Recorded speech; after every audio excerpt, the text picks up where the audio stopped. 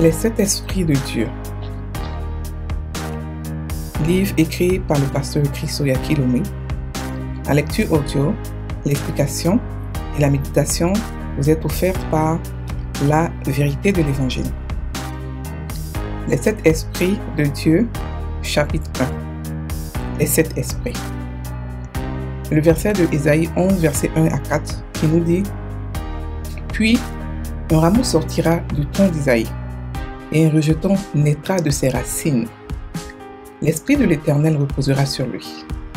Esprit de sagesse et d'intelligence, esprit de conseil et de force, esprit de connaissance et de crainte de l'Éternel. Il respirera la crainte de l'Éternel. Il ne jugera point sur l'apparence. Il ne prononcera point sur un oui-dire, mais il jugera les pauvres avec équité. Et il prononcera avec droiture sur les malheureux de la terre. Il frappera la terre de sa parole comme une verge, et du souffle de ses lèvres, il fera mourir le méchant. Fin du verset. Alléluia. Jésus est la verge au sujet de laquelle Ésaïe a prophétisé en disant qu'elle sortira du tronc de Jesse. Jesse était le père de David. Et Jésus s'est décrit comme étant le rejeton et la postérité de David. Apocalypse 22, verset 16. Il en est ainsi parce qu'il est la racine dont est sorti David, mais il est également venu physiquement sur la terre de la lignée de David en tant que son descendant. C'est pourquoi il est fait mention de lui à plusieurs reprises dans les évangiles synoptiques comme le fils de David. Ésaïe a prophétisé à son sujet en disant que quand il viendra, il sera si rempli du Saint-Esprit qu'il lui accorderait une grande intelligence dans la crainte de l'Éternel. Par conséquent, il ne jugera pas d'après la vue de ses yeux et ne reprendrait pas selon l'ouïe de ses oreilles, mais il jugera les pauvres et les débonnaires avec justice et équité. Ésaïe 11, verset 3 à 4. Cependant, ce que je voudrais vraiment que vous observiez, c'est la description qu'Ésaïe fait de l'Esprit qui est sur Jésus. En effet, Ésaïe 11, verset 2 nous dit: Esprit de l'Éternel reposera sur lui, esprit de sagesse et d'intelligence, esprit de conseil et de force, esprit de connaissance et de la crainte de l'Éternel. Alléluia. Fin du verset. Ceci nous enseigne quelque chose de spécial au sujet du Saint-Esprit. Si vous lisez à la hâte cette portion de l'Écriture sans l'étudier attentivement, vous ne la comprendrez pas. Mais par la révélation, vous pouvez voir Dieu en train de nous montrer à travers ceci et plusieurs autres Écritures qu'il existe en effet sept esprits de Dieu. Les Écritures en plusieurs endroits parlent de l'Esprit comme les sept yeux, les sept esprits ou les sept langues. Nous allons bientôt étudier tout cela. Sept manifestations indépendantes de l'Esprit. Ésaïe 11, verset 2 nous donne sept esprits distincts qui sont 1. L'Esprit de l'Éternel. Numéro 2. L'Esprit de sagesse. Numéro 3. L'Esprit d'intelligence. Numéro 4. L'Esprit de conseil. Numéro 5. L'Esprit de force. Numéro 6. L'Esprit de la connaissance. Et numéro 7. L'Esprit de la crainte de l'Éternel. Tous ces sept esprits sont en réalité un seul esprit dans diverses manifestations. Et la même expression sept esprits est aussi utilisée pour le décrire dans Apocalypse 1, verset 4, Apocalypse 4, verset 5 et Apocalypse 5, verset 6, que je lis. Apocalypse 1, verset 4 nous dit: Jean aux sept églises qui sont en Asie.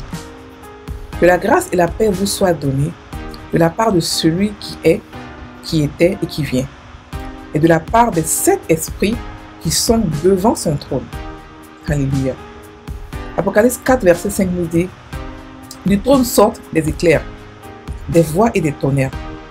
Devant le trône brûlent sept lampes ardentes qui sont les sept esprits de Dieu. Apocalypse 5, verset 6 nous dit: Et je vis au milieu du trône et des quatre êtres vivants et au milieu des vieillards un agneau qui était là comme immolé. Il y avait 7 cornes et 7 yeux, qui sont les 7 esprits de Dieu envoyés par toute la terre.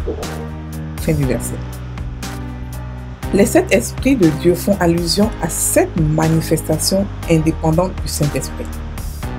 Toutefois, ce n'est pas la même chose que lorsque nous disons que la divinité se compose de 3 personnes. La Trinité est un phénomène entièrement différent. Chaque membre de la divinité, c'est-à-dire Dieu le Père, le Fils et le Saint-Esprit, ont une personnalité distincte ayant des caractéristiques et des attributs particuliers. Au niveau des 7 esprits de Dieu, nous traitons d'une seule personne, le Saint-Esprit, et de cette manière dont il opère et se manifeste.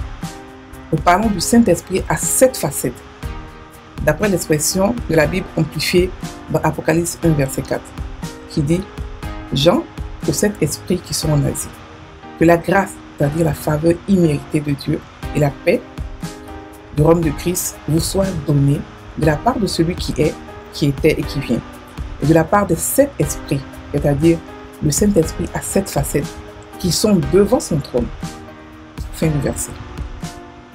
Ce verset est très frappant. Il ne parle pas de 7 personnalités séparées, mais de 7 manifestations séparées et indépendantes du Saint-Esprit dans la vie du croyant, et qui sont un indicateur de la plénitude de l'Esprit. Vous pouvez ne pas comprendre immédiatement les paroles prophétiques d'Isaïe au sujet des 7 esprits de Dieu, tant que vous n'avez pas lu d'autres passages de la Bible. Zacharie, un autre prophète de l'Ancien Testament, nous aide à avoir plus de lumière sur les 7 esprits. Zacharie 3, verset 9 nous dit « Car voici, quant à la pierre que j'ai mise devant Josué, sur une seule pierre il y a 7 yeux. Voici, je vais graver ce qui doit être gravé sur elle, dit l'Éternel des armées, et j'ôterai en un jour l'iniquité de ce pays. » Gardez à l'esprit ce que Zacharie ici, à savoir, il dit « Sur une seule pierre, il y a 7 yeux. » Zacharie 4, verset 10 nous dit « Car ceux qui méprisaient le jour des faibles commencements se réjouiront en voyant le niveau de la maison de Zorobabel. Ces 7 sont les yeux de l'Éternel qui parcourent toute la terre. » Fin du verset. Zacharie dit que sur une seule pierre, il y a 7 yeux. Et ici au verset 10 du chapitre 4, Zacharie fait allusion à ces 7 yeux sur une seule pierre comme étant les yeux de l'Éternel qui parcourent toute la terre.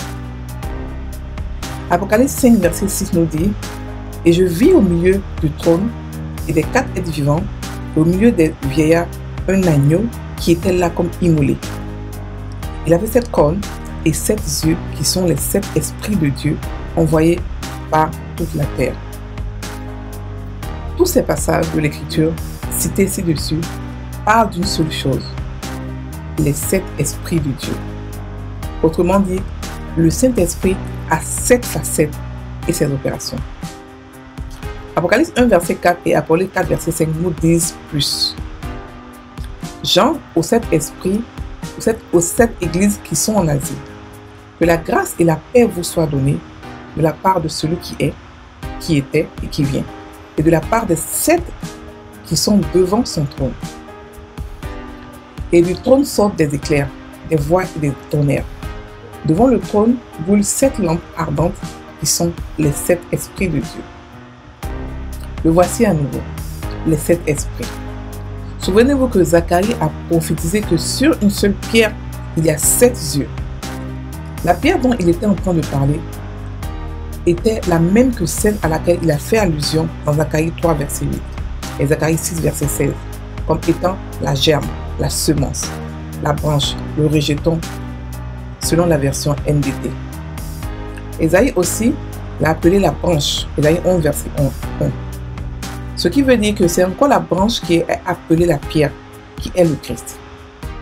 Et dans le Nouveau Testament, Pierre l'appelle la pierre vivante ou la pierre angulaire. 1 Pierre 2, verset 3 à 6 nous dit « Si vous avez goûté que le Seigneur est bon, approchez-vous de lui, pierre vivante, rejetée par les hommes, mais choisie et précieuse devant Dieu. Et vous-même, comme des pierres vivantes, édifiez-vous pour former une maison spirituelle, un saint sacerdoce, afin d'offrir des victimes spirituelles agréables à Dieu par Jésus-Christ. Car il se dit dans l'Écriture, « Voici, je mets en Sion une pierre angulaire, choisie, précieuse, et celui qui croit en elle ne sera point confus. » Jésus est la pierre, et nous sommes aussi des pierres vivantes, formées et façonnées à partir de lui. Observez encore ce qu'a dit Zacharie. Sur une seule pierre, il y a 7 yeux. La version Oswald. Remarquez qu'il n'a pas dit sur la pierre, mais sur une seule pierre, signifiant qu'il existe plusieurs autres pierres et sur chaque pierre, il y a 7 yeux. Pierre a dit aussi que Jésus est la pierre principale de l'angle et que nous sommes aussi des pierres. Chacun de nous, dans sa présence, est une pierre. À nouveau, rappelez-vous qu'il est appelé la branche et qu'il a dit « Je suis le cep et vous êtes les branches ». Il s'agit de nous. Nous sommes les branches ou le sarment de la branche. Nous sommes des pierres vivantes et sur chacun de nous, il devait y avoir 7 yeux qui sont les 7 esprits de Dieu. Alléluia. Pourquoi les 7 esprits de Dieu? Lorsque la Bible parle du Saint-Esprit comme étant les 7 esprits de Dieu, ce que cela sous-entend, c'est la plénitude de l'esprit que vous pourriez avoir ou ne pas avoir dans votre vie. Dans Éphésiens 5, verset 18, Paul nous recommande ceci. Ne vous enivrez pas de vin, c'est de la débauche. Soyez au contraire remplis de l'esprit. Le simple fait qu'il nous instruise d'être remplis du Saint-Esprit présuppose que nous ne sommes pas toujours remplis de l'esprit. Si nous l'étions, il aurait dit car vous êtes remplis de l'esprit. Lorsque le Saint-Esprit vient vivre en vous, il sera toujours en vous. Jésus a dit qu'il demeurera toujours avec vous. Et cela de Jean 14, verset 16. Mais ce n'est pas à dire que vous aurez toujours sa plénitude. Quand vous avez moins de cet esprit de Dieu manifesté en vous, cela veut dire que vous n'avez pas la plénitude de l'esprit. Toutefois, Dieu veut que nous soyons toujours remplis de l'esprit. Il veut que nous ayons la plénitude de l'esprit en nous et nous pouvons l'avoir parce qu'il nous appartient. Jean 3, verset 34 nous dit que Jésus a reçu l'esprit sans mesure, ce qui veut dire que tous les 7 esprits de Dieu demeuraient en lui. Il avait la plénitude de la divinité demeurant en lui corporellement. Et Paul nous fait savoir que nous avons tous reçu en lui, qui est la tête de toute principauté, de toute puissance. C'est cela de Colossiens 2, versets 9 à 10. Ainsi, tout enfant de Dieu devrait avoir la plénitude de l'esprit. Aucun de nous ne devrait avoir l'esprit avec mesure. Quand Paul nous exhortait à être remplis de l'esprit, il parlait de la totalité ou de la plénitude de l'esprit. Apocalypse 5, verset 6 déclare que tous les 7 esprits de Dieu ont été envoyés sur toute la terre. Ceci veut dire que tout chrétien qui a reçu le Saint-Esprit a en réalité ces 7 esprits de Dieu habitant en lui. Ce qui est plus, parce que Zacharie a prophétisé que sur chaque pierre, il a 7 yeux. Et ces 7 yeux sont les 7 esprits de Dieu. Cependant, recevoir l'Esprit et le voir pleinement manifesté dans votre vie sont des choses entièrement différentes. C'est merveilleux de savoir que nous pouvons avoir ces 7 esprits, mais ce qui est plus important, c'est qu'il nous faut savoir ce qu'ils font pour nous et comment nous pouvons marcher en eux. Il en est ainsi parce que tant que le Seigneur ne se manifeste pas pleinement dans votre vie à travers ces 7 esprits, vous ne jouerez jamais de meilleur dans le christianisme, qui est la vie du surnaturel et du miraculeux. Alléluia. Fin du premier chapitre. Alors, ici, le pasteur nous parle de quoi? Il nous explique que le Saint-Esprit a 7 manifestations qui est la plénitude de Dieu. Il nous parle de 7 esprits. Et le verset est tiré de Ésaïe 11, verset 2 qui nous dit « L'Esprit de l'Éternel reposera sur nous. Esprit de sagesse et d'intelligence, esprit de conseil et de force, esprit de connaissance et de crainte de l'Éternel. » Donc, Ça veut dire que le Saint-Esprit a 7 manifestations différentes.